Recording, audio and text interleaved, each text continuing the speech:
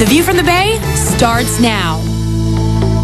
And welcome to The View from the Bay. Great to have you with us. It is Monday, October 1st. I can't believe how this year is just racing by. I'm Spencer Christian. And I'm Janelle Wang. Thanks for being here with us. Also, a reminder that you can watch us online every weekday from 3 to 4, thanks to our friends at Comcast.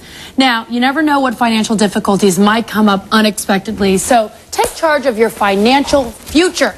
And are you good at multitasking, or should you be? You may be just surprised to discover that it may be doing more harm than good. We'll explain. Yes, multitasking. But we'll get to that later. Right? Okay, multitasking. Does it make your life better? It may be doing more harm than good. Find out why later. Well, multitasking, one of a mother's most important tools, or is it? Find out why multitasking may be doing more harm than good. That's next.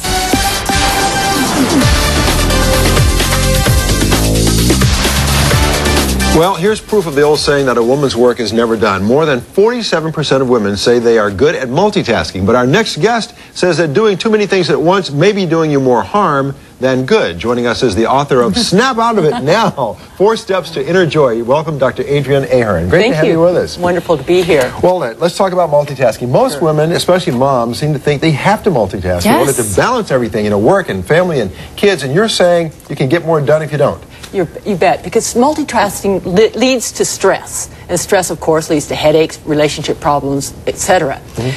We think we're getting more done. We think we're more productive, more efficient when we're multitasking, but that's a myth, because we're not able to focus, truly focus on any one thing at a time.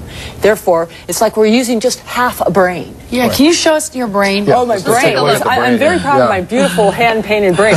So, really, it's like we really are only using part of our brain when we're multitasking. Should I move this out a little bit, Rich? Will I give you a better shot? Okay, there you go. So when we multitask, you're saying we use only part of our brain? Yeah. Well, see, the thing is we're only focusing. We're not really focusing. Our brain is moving very quickly from one thing to another, and we're not really attending to anything in particular. Okay. Like when you're in the car taking your kids to school, you're talking on the phone with a friend. Your kids are in the back seat, and you can't really focus on what your friend is saying to you and really be aware and focus on what's going on in the back seat. You're not doing justice to either relationship. So then what should you do? If you've got several things around you at once that need to be taken care of, do you prioritize? Or? Well, yes. I have a stress buster, 1-minute stress buster that I talk about with my clients and in my seminars and workshops. The thing is most women have this problem. We've become habituated to stress. We've become habituated to this fast-paced way of living.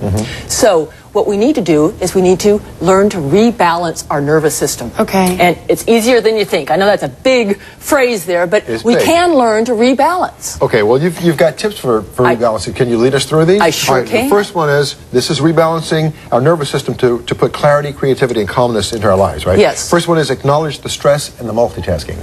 Acknowledge the feelings of stress. We often feel irritable, frustrated, even angry. And so if we can acknowledge those when they occur, we're able to have some power over those. Often those occur, and that just shoots us into more multitasking, more fast-paced behavior. That's true. That, of course, just exacerbates the stress, releases the cortisol. Okay, then you say we should focus on our heart center and breathe? Yes, this is perfect, because, this is where we're resetting our nervous system. When I work with somebody, I have them actually touch their heart. What that does, their heart center. When we touch ourselves here, we're actually centering ourselves in the moment and connecting with ourselves. And then breathe. Breathe is huge. How long does this take? Because, when you're stressed, you're like, you bet. I can't take a moment to breathe. The whole thing takes a minute, honestly. Okay. What you're doing is you immediately acknowledge the stress. Oh, there's that irritability. Right. Touch yourself and take a deep breath. And in that moment, you're relieving yourself of the overactive thinking, which leads you into step 3, which is focus on what you want to do in this moment. Okay. You've calmed yourself. You've cleared your mind with the breathing and the centering. Right. And you're able to actually focus and make a good decision on what to do in that next moment. So like whether it's make a phone call or go run this errand or go feed the kids, just one thing at a time?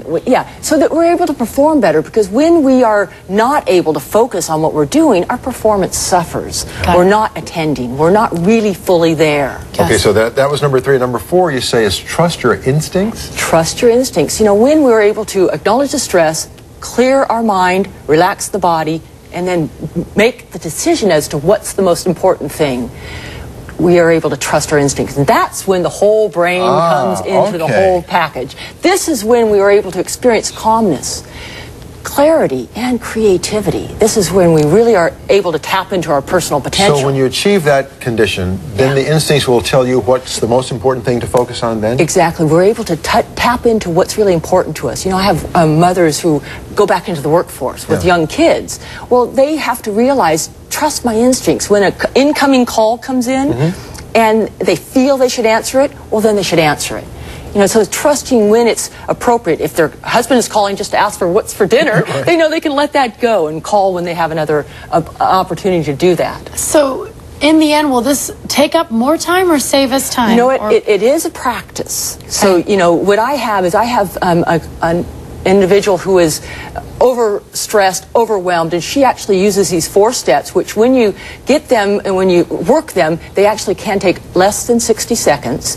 She uses this right before she's entering a door to her workplace so that she can align herself and be present and capable of handling whatever comes her way.